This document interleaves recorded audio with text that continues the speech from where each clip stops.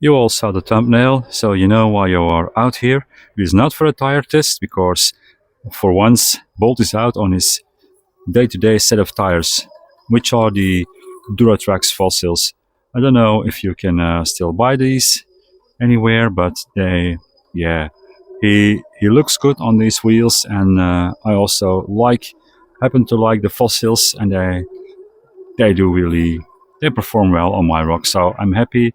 And this is his dedicated daily set of tires. Why are we here? We are here for the servo. You saw that in the thumbnail.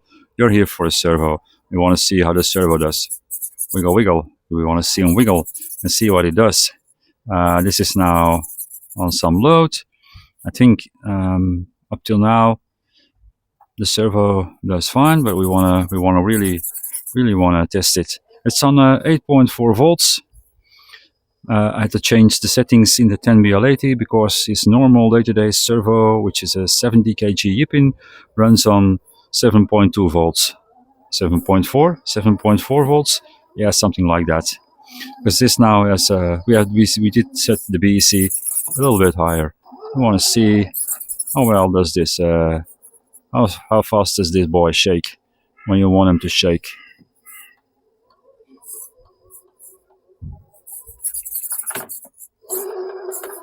Yeah, that is not too bad. That looks like a nice amount of speed. I just want to show you that these fossils are actually a really nice set of tires. I know people who don't like them, but with the correct inserts, they actually really come to life. There still is a click riding around with our team car, Bolt, and I really can't find where it is. I will need to take the axles apart because I just did the gearbox and it is not in the gearbox, the click. That is Creeper T gearbox, which is in there for about a year or two. I thought, let's take it apart and see how the...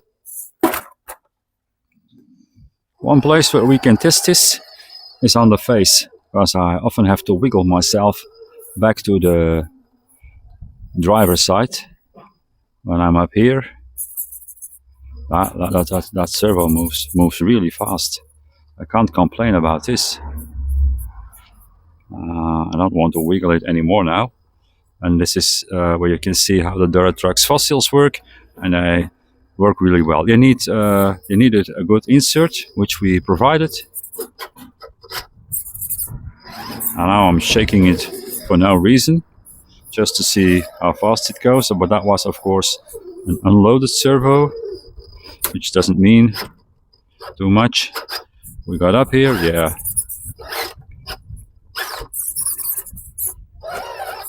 Let's get up here, since we are here. It performs really well. I need to see it work under load.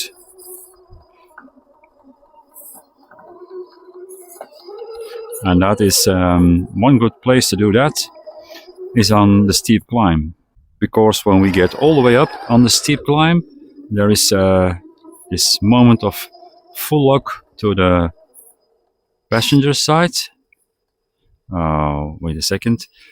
I've not done this line with this tire in a while. And this guy has a little bit more... what is it? It has a little bit more negative offset. So I first will need to find my way. Like this. Okay. Get over there. Oh man, I had it and then I gave it away. But I almost managed to take it back. And now we got up here. This is full lock on the servo. Oh, wait. Okay. We come up here and now we are in this notch. And can we now still... Oh man, we can still... this is really brutal on the servo. I don't know if you saw that. And it's still... it did manage. Yeah. I wonder how I can test that servo in a better way. Well, we will just leave it in here and drive it for a while and see how it does. I'm really happy with that Yipin servo, and I never felt the need to change it out. But yeah, if you want to test something, you need to make some changes. Let's see if this tire can also do this. Yeah, it can also do this. These dirt trucks fossils do require a very soft insert to get them to work. Center cut while we're here. He's a little bit wide with these very negative offset wheels, but it looks cool. It's his day-to-day wheel, and I think it looks cool. Yeah, servo, I have no complaints. Really, really well. Over here, binding, no problem. Binding over here, no problem. It has enough power. You need to be able to shake the car away from something if necessary. Oh, that is pumpkin in. That's not what we want. And again, that's better. Maybe we drive down here and see if we can do some wiggling on full load. Is it able to move the car around? Let's see. Drop him over here. And now full load. Yeah, we can actually shake the car around with this servo. Let's do that again.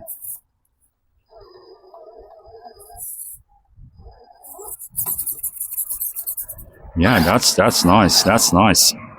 Okay, so maybe I try something different. Well, that different thing didn't really work. I was trying to hold the tire with one hand and then move the steering and film at the same time. That is not possible with the outdoor setup. So maybe later one day we do that test inside. Now we can do this line one more time and see if we start to know these tires again. Still need to work. Yes, we have it. We can do the sharp turn again and see how well the servo really responds well. It will be a test of durability, of course, and then we will see if somewhere we lock it up and see how if it still can. Now doing some stupid moves now to see what does it have in it, and yeah, I'm really happy up till now, but this will be a long-term test. And this is just the introduction to the long-term test. If you have experience with this servo, let me know, please, because we don't mind finding some cheaper half-height servos. I gotta check how much this was.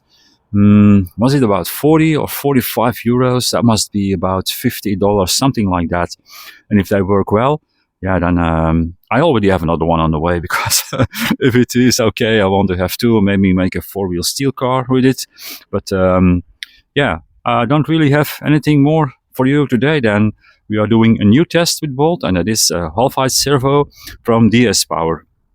One more time, the number is the BLS4355. Okay, see you all later. Bye.